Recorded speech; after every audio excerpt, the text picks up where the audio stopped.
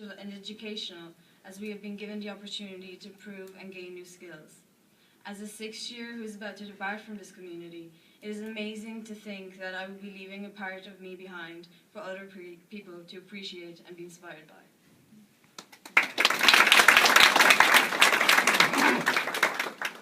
It's very rewarding to see the product of all of our hard work and time that has been devoted over the past year. Creative engagement has been such an extraordinary and worthwhile experience.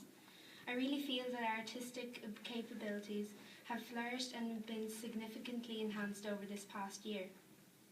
The collusion of junior and senior art students has enabled us to combine our primitive ideas and watch them evolve over the weeks. It's been great also working with Ms Conway, not only as our art teacher, but also as a talented artist who inspired and guided us throughout. I will always cherish this time, and I'm incredibly grateful that I got to take part in this project. A great resource to us here, and we have a great collection of poems and stories alike. As you all know, this year we've lost one of our great Irish poets, Seamus Heaney, and as a tribute to him I would like to read to you one of his best known pieces of poetry. It features on our junior certificate course and is a very popular poem. It's called Digging. Between my finger and my thumb the squat pen rests, snug as a gun. Under my window a clean rasping sound when the spade sinks into gravelly ground, my father digging. I look down till his straining rump among the flower beds bends low, comes up 20 years away, stooping in rhythm through potato drills where he was digging. The coarse boot nestled on the lug, the shaft against the inside knee was levered firmly. He rooted out tall tops, buried the bright edge deep to scatter new potatoes that we picked, loving their cool hardness in our hands. By God, the old man could handle a spade, just like his old man. Yes, Reverend Sisters, Chairman of the Parents' Council and the Board of Management and everybody else, I'm really delighted to be here on behalf of myself as a former pupil of the Presentation School, believe it or not. But also I would like to convey the good wishes of everybody in Wexford Festival Opera on the opening of this wonderful facility. I'm going to refer to my notes for a moment. Could I just apologise to those of you who are behind me that I can't speak in both directions at the one time. Some 50 years ago, my mother sent me out with probably a few sandwiches or something, and I made my way to School Street up around the corner, and I was entrusted to the tender care of Sister Mary, who's here with us today. Whether or not I'm one of Sister Mary's successes, you can decide by the time we get to the end of my what I hope won't be too long a speech.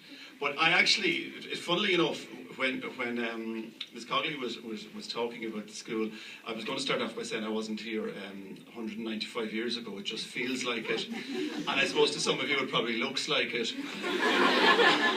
But 50 years ago is a long time. Nevertheless, I have some very fond memories of my time in the presentation, and they just sort of came back to me when I was waiting to speak.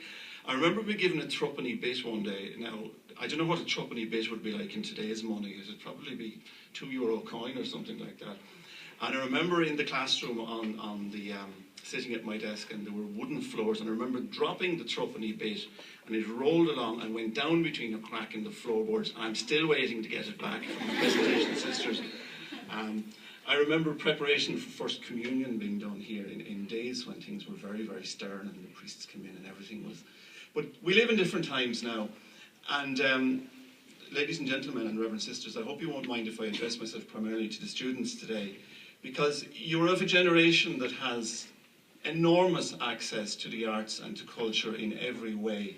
You have more access to music now than any of our generation ever did. You know, we had 1 or 2 stations on the radio we could listen to, and we went downtown and queued up to buy our favourite records when they went into the top 10 as it was at the time. But now everything is instant, and it gives you the opportunity to find what interests you culturally. And I always think, whether it's, I can't name any of the newer bands, I'm sorry, but whether it's one of the newer groups, whether it's medieval music, whether it's modern art, whether it's French art from the 16th century, it's all culture and it's all wonderful, and it's marvellous that you get an opportunity to experience it and to express it. Enjoy that silence. Can you imagine a life of that with no music, no literature, nothing? It would be unbearable.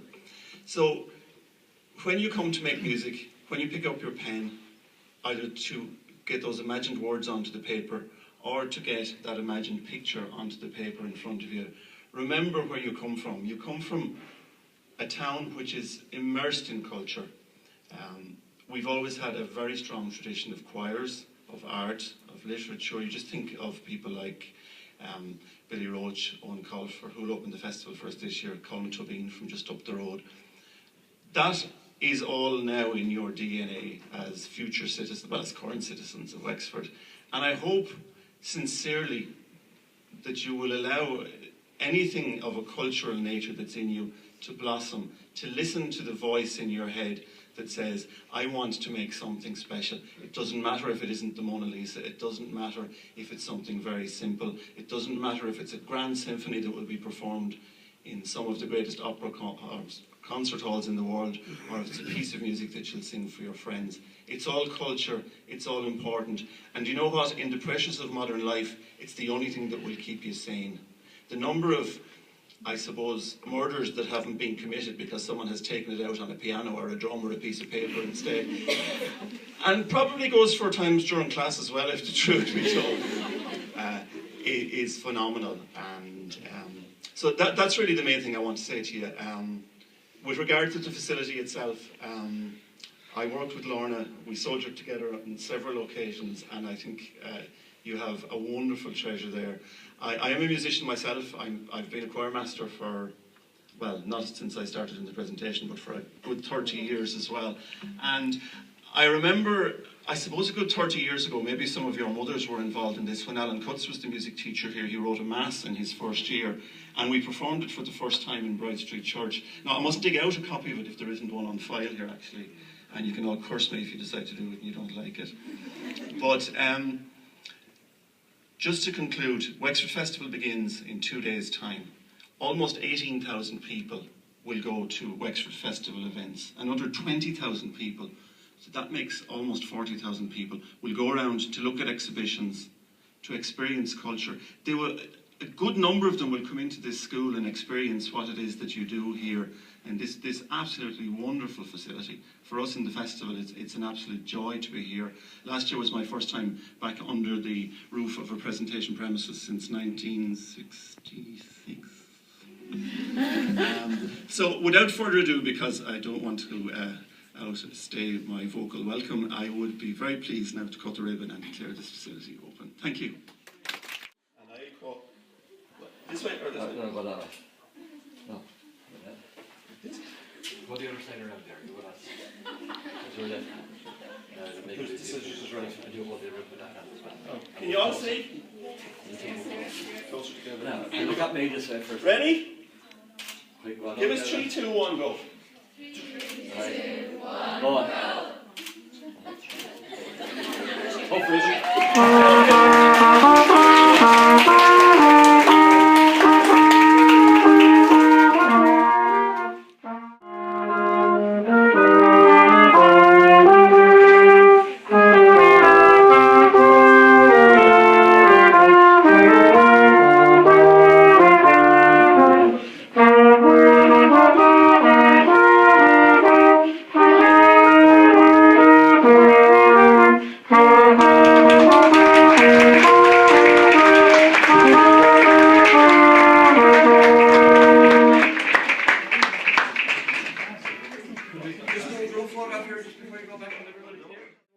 One spiritual teacher, and that is Ms Conway. Not only our teacher, but our very talented artist. Ms Conway, you have taught us so much. You have broadened our imaginations, shown us that with hard work and commitment you can achieve something extraordinary, and that one can always correct and learn from their mistakes. This mural is as much ours as it is yours, if not more. And this is just a small token of appreciation from all of us.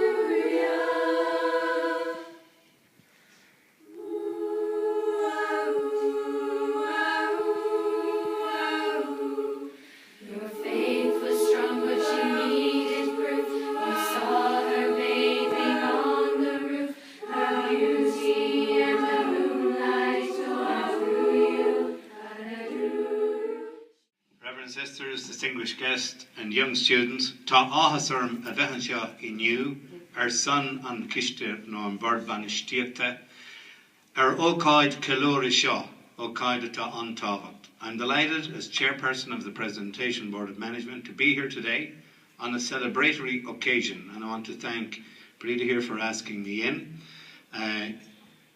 Education has always been very close to my heart. In fact, I think I might be the first male teacher in the presentation. Sister Margaret here would tell me that. So, and that's a long time ago now, and my daughter came here, and I'm on the Board of Management for a while. But presentation and education is about so much more than learning to conjugate a verb or to decline a noun. And the kind of evidence here today of music, sport, performing art, the references Jerry made to his own time here, to Mr. Coots, I think he talked about, and listening to you with the confidence that you as students exude here today, surely must be a tremendous boost to Ms Conway and the management and to the teachers of the school, that you, their products, can do them so proudly, and to the nuns who give everything for education. One of my happier memories of education in Enniscorthy CBS would have been playing in the Leinster hurling final, and I haven't a note in my head. I love music. I'd love to be able to sing. One of my sons is married in Tipperary, and he's taught his 4-year-old to sing Bool of Oak, because that's what he's about, Wexford. And I remember there's a monument down in Salzburg to a great Wexford hurler called Nicky Rackard,